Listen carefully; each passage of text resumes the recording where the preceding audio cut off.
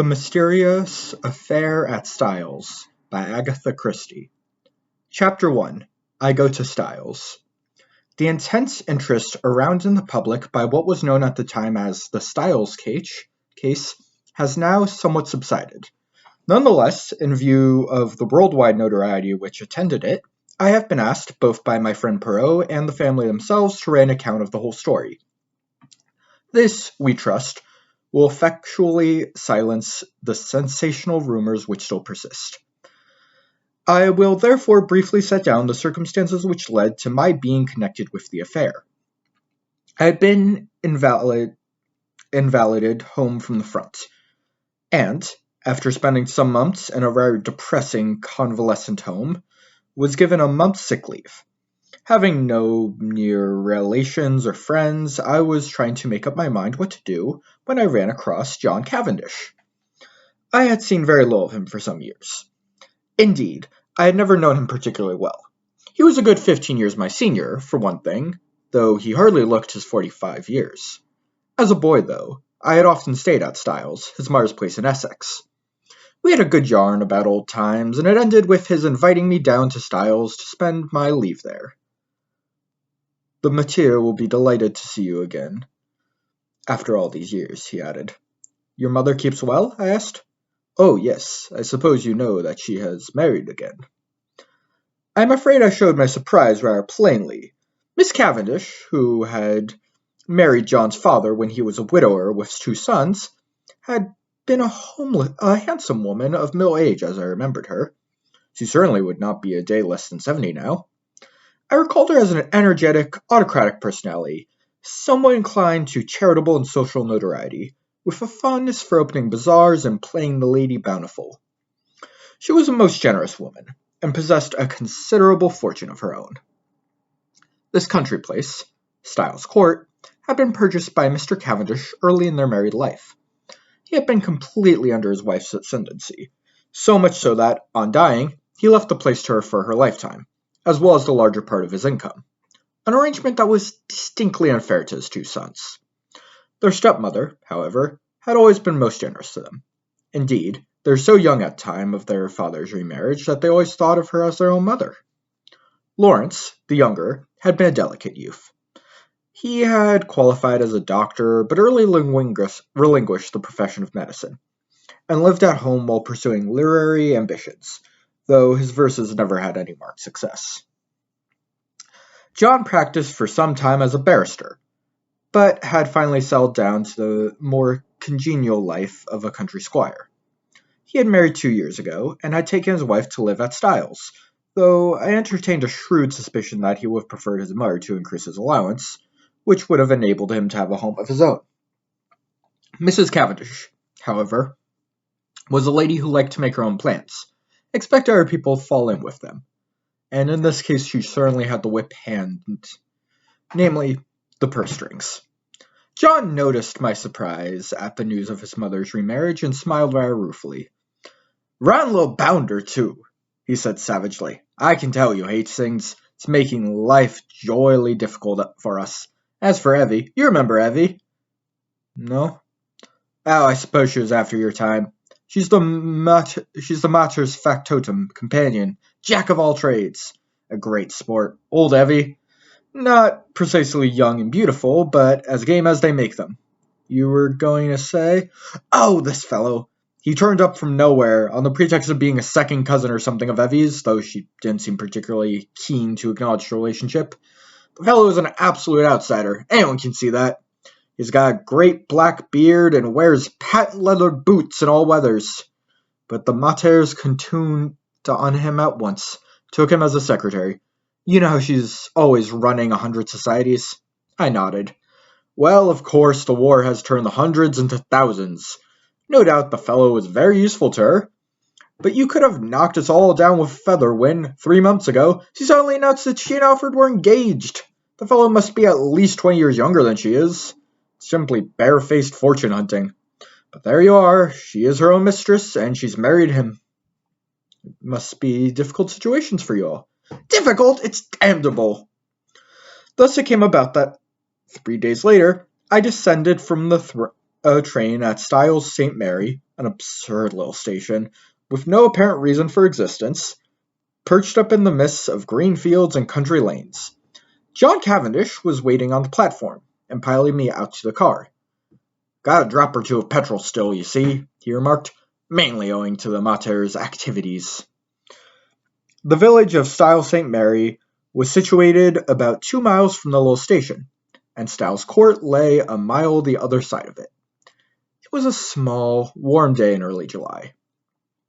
As one looked out over the flat Essex country, lying so green and peaceful under the afternoon sun, it seemed almost impossible to believe that, not so very far away, a great war was running its appointed course. I felt I had suddenly strayed into another world. As we turned in at the lodge gate, John said, "I'm afraid you'll find it very quiet here, Hastings." "My dear fellow, that's just what I want."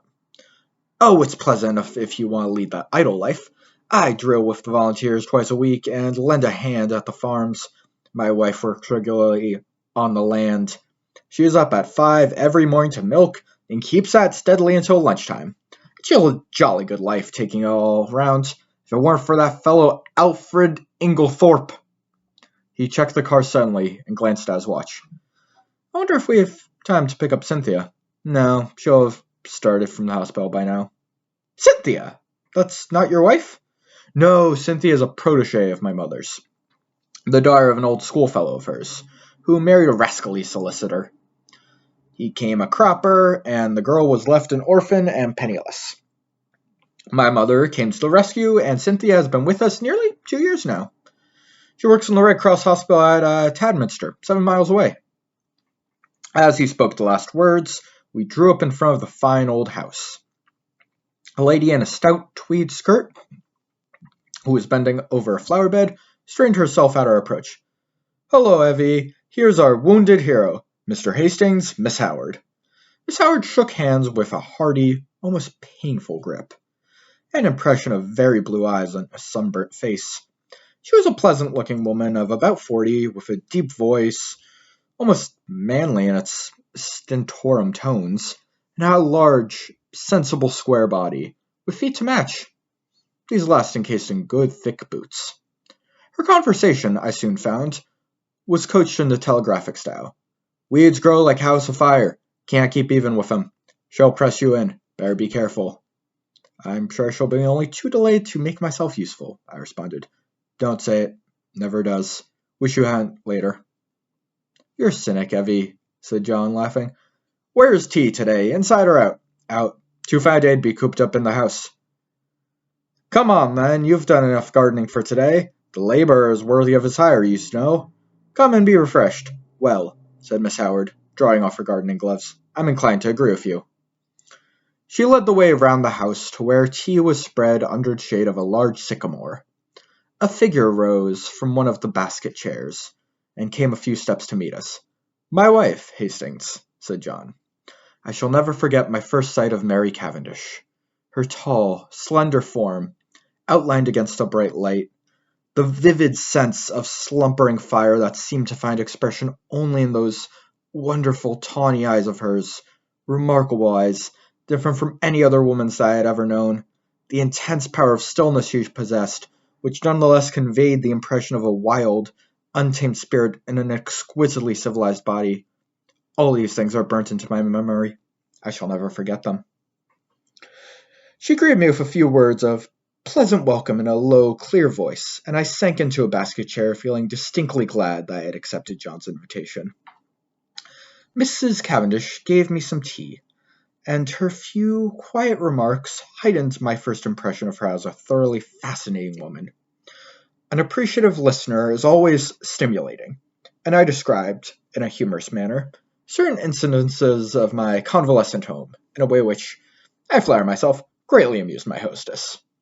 John, of course, good fellow though he is, could hardly be called a brilliant conversationalist. At that moment, a well-remembered voice flowed through the open French window near at hand. "Then you'll write to the princess after tea, Alfred?" "I'll write to Lady Tadminster for the second day myself. I shall only wait until we hear from the princess. In case of refusal, Lady Tadminster might open it the first day, and Miss Crosby the second. Then there's the Duchess, about the school fete. There was the murmur of a man's voice, and Mrs. Inglethorpe rose in reply, "Yes, certainly. After tea will do quite well. You are so thoughtful, Alfred dear." The French window swung open a little wider, and a handsome, white-haired old lady, with a somewhat masterful cast of features, stepped out of it onto the lawn. A man followed her, a suggestion of deference in his manner. Mrs. Inglethorpe greeted me with effusion. "Why, if it isn't too delightful to see you again, Mr. Hastings, after all these years! Alfred, darling, Mr. Hastings, my husband." I looked around with some curiosity at Alfred Darling. He certainly struck a rare alien note. I did not wonder at John's objection to his beard. It was one of the longest and blackest I had ever seen. He wore gold-rimmed pince-nez and had a curious impassivity of feature. It struck me that he might look natural on a stage, but was strangely out of place in real life. His voice was rather deep and unctuous. He placed a wooden hand in mine and said, "This is a pleasure, Mr. Hastings." Then, turning to his wife, "Emily, dearest, I think that cushion is a little damp." She beamed fondly on him, as he substituted another with every demonstration of the tenderest care. Strange infatuation of an otherwise sensible woman!